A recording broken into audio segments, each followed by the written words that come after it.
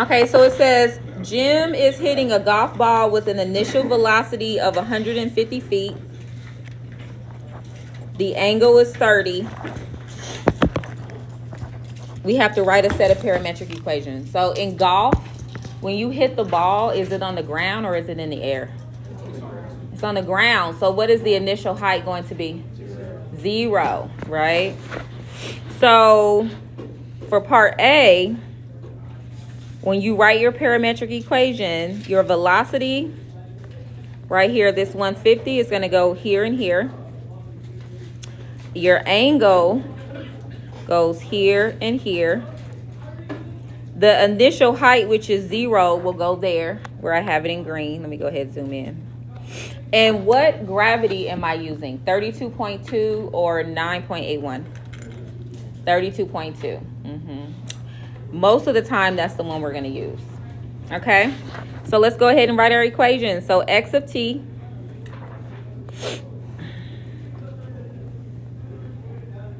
equals your velocity, which we said was 150, cosine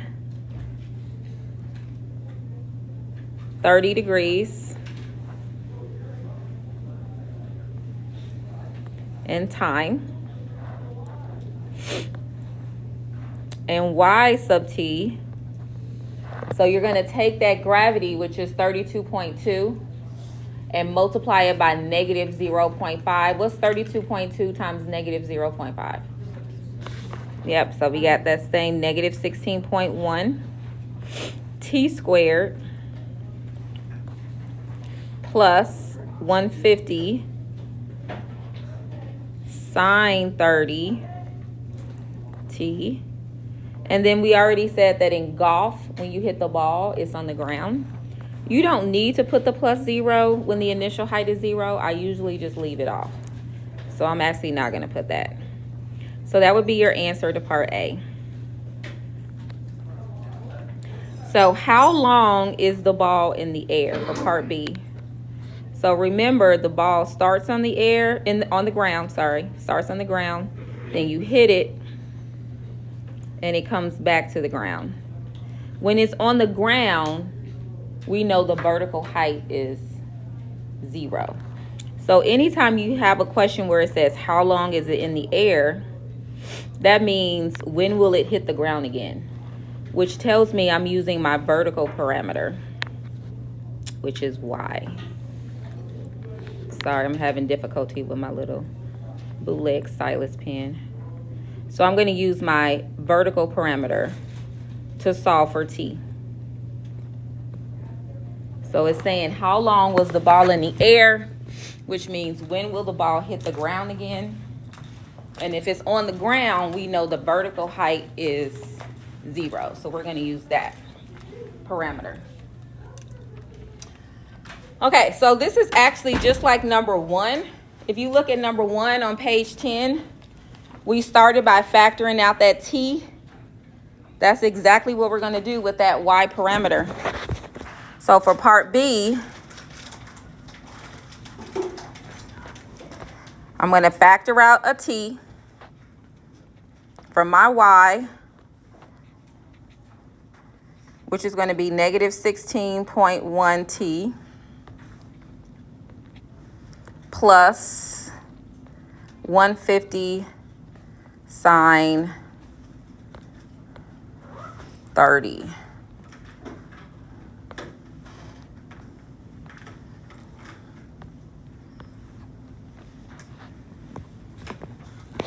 And when you set both of these equal to 0,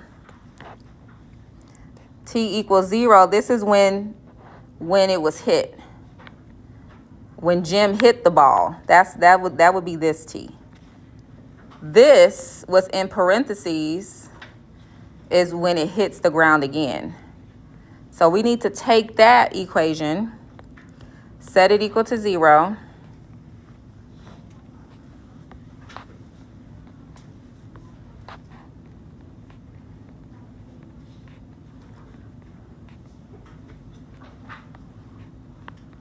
and solve it. So in order to solve this, what am I going to do first? What's my first step to solve this for T? Yep, subtract. Yep, you're right, G. Subtract the 150 sine 30. When you subtract it, it's negative on the other side. So I have, and I'm actually going to do this in 2 steps. I mean in 1 step. It's a 2-step equation, but I'm only going to show what you get. So when you subtract this, this becomes negative, and then you have to divide. So in your calculator, you're going to type in negative 150 sine 30 divided by negative 16.1. So go ahead, type that in your calculator and see what you get.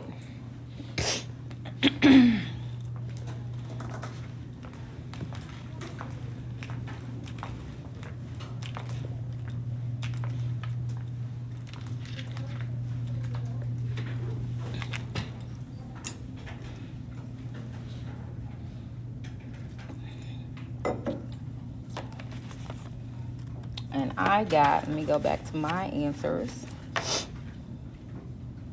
I got 4.658. Anybody else get that? 4.658.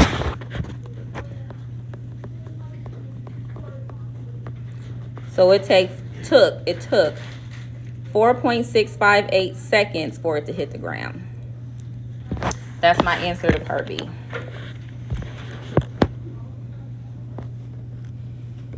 Now for part C, you have to know a little bit about a parabola. Part B says, when was the ball at its max height and what was the maximum height?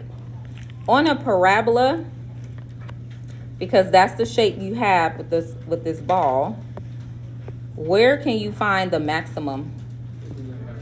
In the middle, right? So I need to figure out what this point is right here. So first of all, if this here is 4.658 and this is 0, how would I find the time in the middle? Divided by 2. So for part C, to find my maximum time, the max time, the time where it hits the maximum height, I should say, you're going to take your T value for part B, which is that 4.658, and divide it by 2. Go ahead and do that. I'm going to scroll up the screen for people in the back. So take that 4.658 divided by 2. What do you get? 2.329? Yep. Okay, so 2.329 seconds. That's when it's going to hit the maximum height. But what do you think I'm going to do to find the maximum height at that time? Plug it into what? The Y. Because Y is vertical. Whenever you see the word height, height is a vertical distance. Okay, so if it's asking you for height, you need to use the Y parameter. So I'm going to go back to the top here, and I'm substituting this T value in this equation that you wrote right here. So Y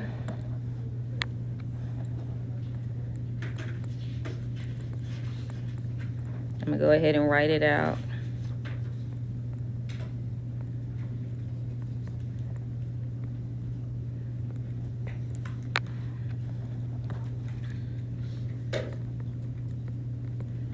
Okay, go ahead, pick up your calculators.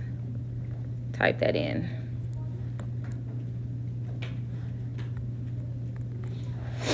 Just like that.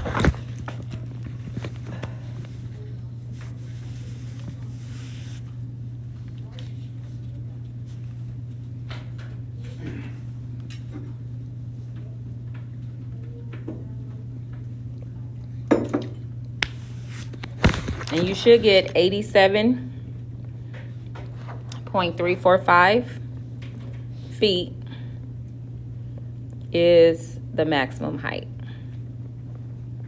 So part C asks, when will it hit the maximum height? So the when is 2.329. The what is 87.345.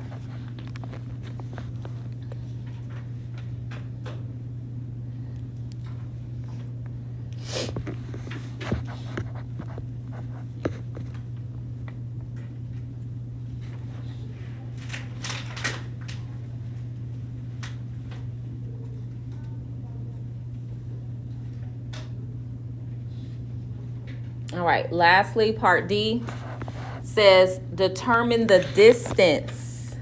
Distance is horizontal parameter.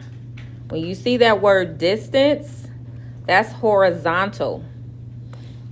So anytime we're asking you for distance, distance is horizontal, height is vertical. So it says determine the distance the ball traveled. When did it stop moving?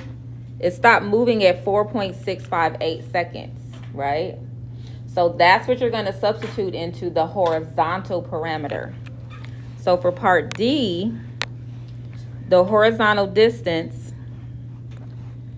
x is going to equal 150 cosine 30.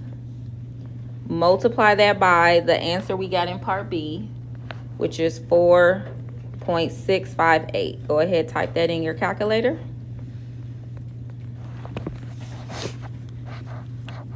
And that is your answer to part D.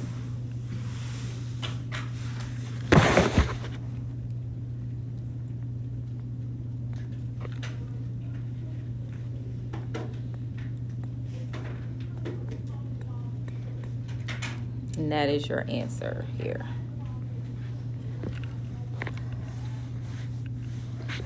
Okay, any questions? I know there's a whole lot, so I kind of had to zoom out, but let me zoom this up too. Any questions about, what is this, number 3? How we work through it. So remember, distance, horizontal, height is vertical. If it's asking you for a distance, that's a horizontal parameter. If it's asking you for height, that's a vertical parameter. Okay, I am actually going to skip over number 4 because that requires the use of the quadratic formula. We're not going to do that today. We might do that tomorrow. Maybe. Let's skip over to page 13 and talk about number 5.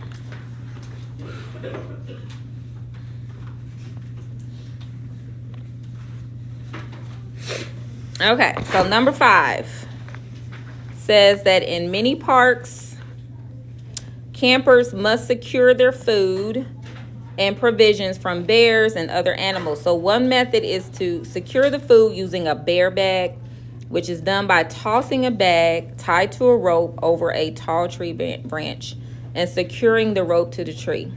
Suppose the tree branch is 30 feet above the ground. Now they told us some important things in this last piece. It says that the person is 20 feet from the branch. So we know the horizontal distance the person is from the branch, and is thrown at a height of 5 feet above the ground. So this 5 feet, that's my initial height. So this is the first time we have an initial height that's not 0. The initial height, which is h sub 0.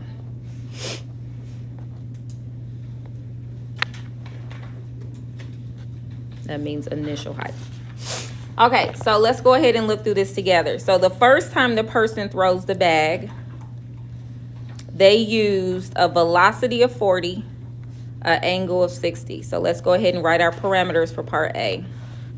So part A, x of t.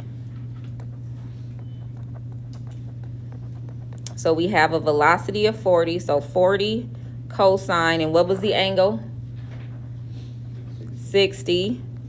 Try to make sure your t's don't look like plus signs. That's why I always try to put like a little curve in my t. Wait, why are we using the x one? Why are we're just writing the equations right now. That's all we're doing. We're just writing our equations. We're just substituting what we know into these two right here. I'm just setting up my problem. Okay, and then yt. And that's a good question. You always want to start by writing your equations. So that's what you want to do first, write your equations. So before I even try to understand what the question is asking, I need to write my equations. So we're going to do that first, okay? So then we got y of t. And again, I'm using the 32.2. When you multiply that by negative 0.5, what are you going to get? Negative 16.1. And then it's t squared plus 40 sine 60 t. And then the initial height, what do we say the initial height from the person throwing the bag is 5. So this time we do need to add that plus 5 at the end. So we need to know the time that it's going to take for the bag to reach the tree. But do we know the horizontal distance, like how far the person is away from the tree? What did it say? 20 feet. So I can use this equation here to solve for t. So I'm going to use this equation. Let's substitute our 20 in. So 20 equals 40 cosine 60 t. This is a number. So I'm going to divide both sides by that number.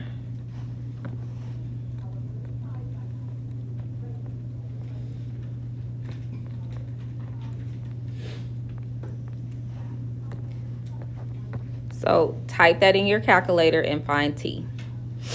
So we're going to see how much time it's going to take at that velocity and that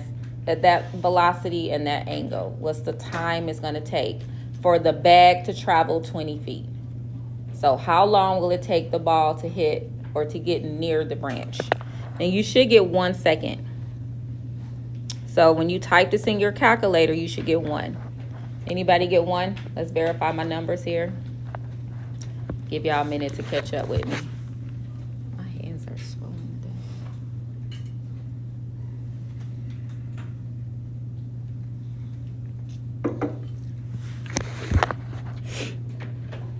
today. So 1 second equals t. But now we need to see if it's going to be high enough. We need to know the height at 1 second. Height is a vertical distance. So you're going to take the 1 that you got and substitute it into your vertical to find the height of that bag. So y equals negative 16.1 t squared. So I'm just going to write it out. Let me see if I can fit it.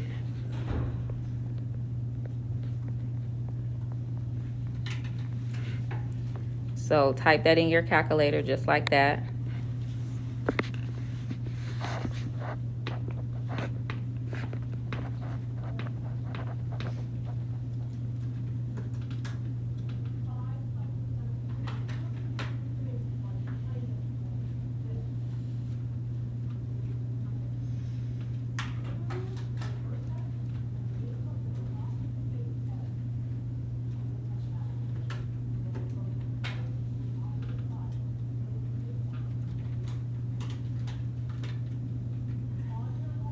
So what did you all get for y? What was the height of the bag? 23.541 feet. Now, how high off the branch or off the ground did they say the branch was? 30. So is 23 high enough to go over a branch that's 30 feet? No. So is it high enough? No. It's not high enough. Because in the equation or in the question, the word problem, it tells us that the tree branch is 30 feet. So we needed to have a vertical height of over 30.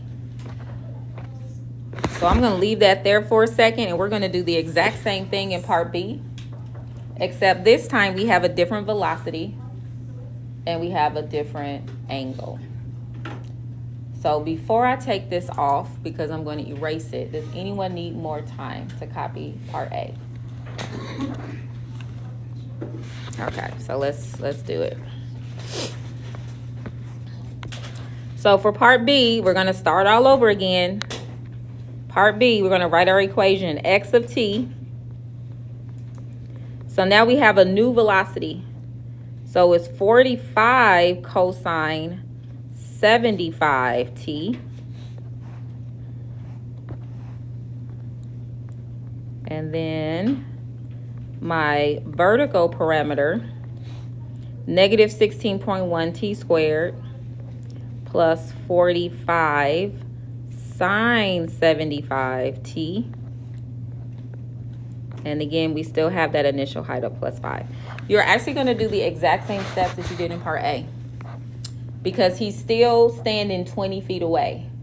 So I want you to use your x parameter to find t, and then take the answer you get it to find the height. So I'm going to freeze my screen and give you all a chance to find t, and then I will show you my screen because I want you all to practice, because we do have our final test. It's next Friday. Then we start the project. I put some samples of previous year projects up there, and we'll talk about that later, but that is the project. So, okay, so we got 20 times 45 cosine 75 t. Okay, so I'm dividing both sides.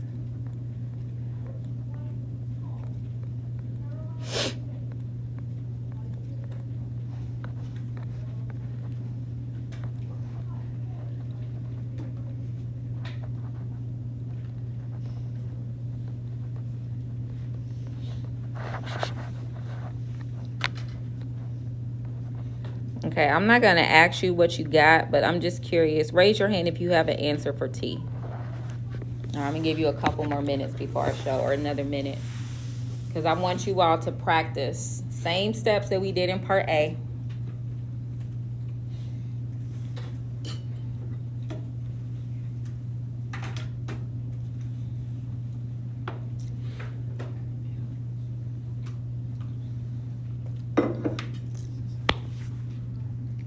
Okay, who got 1.717 seconds? You got that? Okay, good. So now you're going to take that 1.717, substitute it into the vertical parameter. I'm tongue-tied. I can't talk today. So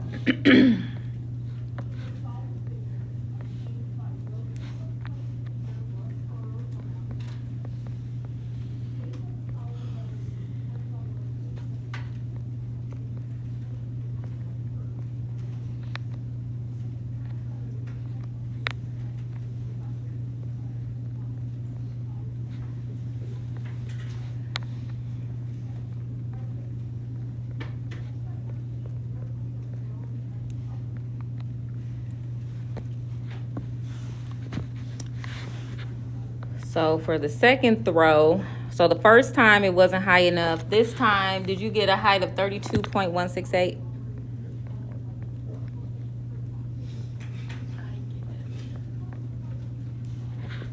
You did not get that? Okay, try it again. Make sure you're putting the negative in front of the 16. Put the square. The square shouldn't matter, but yeah, type it in just like that. Did anyone get that answer? Okay. So the second time, was it high enough? Because how high is the branch?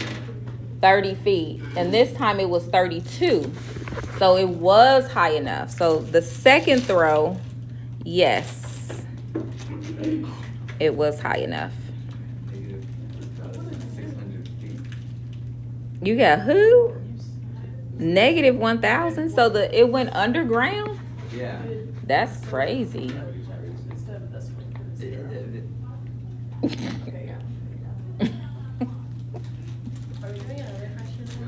I didn't hear you. Are we doing another question? Yeah, one more.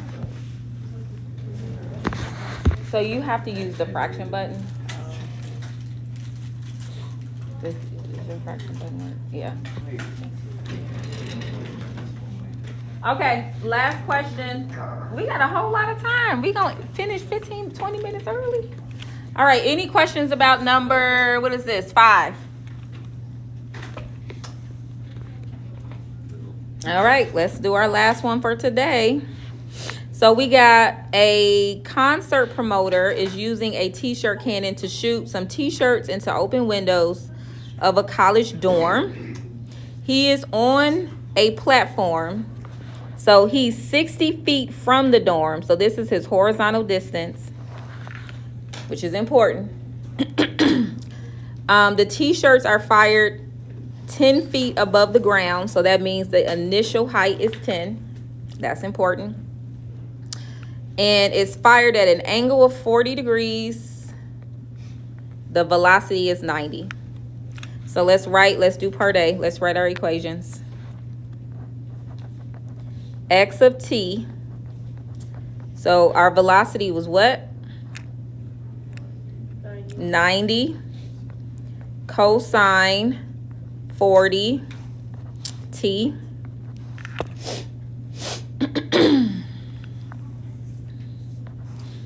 And y of t, again, we're in feet, so it's negative 16.1 t squared plus 90 sine 40 t.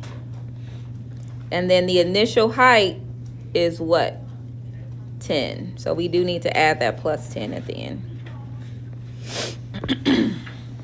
So that's part A. So we need to figure out what floor is going to hit. But before we do that, which one of these parameters, if you know how far away he is, so we don't know the height it's going to hit, so you got to think about it. We got this t-shirt cannon. We don't know how high it's going to get, but we know that the horizontal distance, what did it tell us the horizontal distance was? 60. So we can use our x parameter. Set our x parameter equal to 60. Go ahead and solve that for t. And then take your answer that you get to find how high it's going to reach. So we're going to divide both sides. So you have 60 divided by 90 cosine 40 equals t. Go ahead, type that in.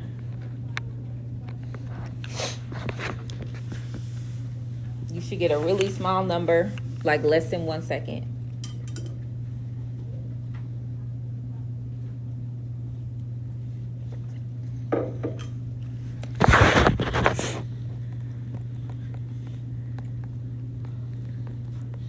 So we got, it takes 0.87 seconds for it to hit the dorm.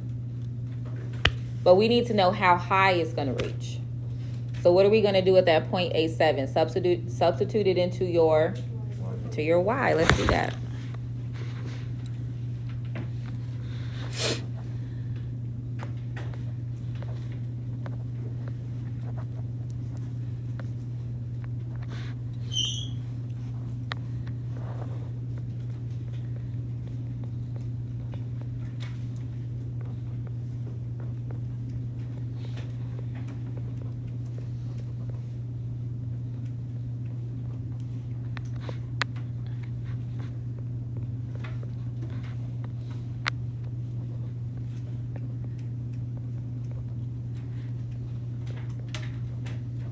Okay, go ahead, type that in, and we'll see who's the lucky floor to get it. How high did it go?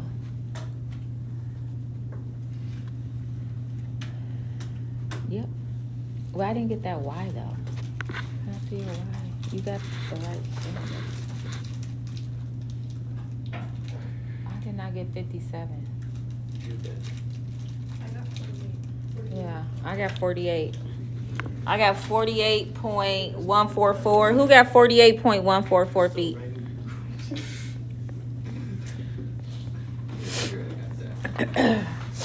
Okay, so it's telling us that each floor is 10 feet tall. Okay, the bottom 3 are wall and the top 7 are windows. So that means that from 0 to 10 is going to be the first floor. From 11 to 20, it would be the second floor. From 21 to 30, it's the third floor.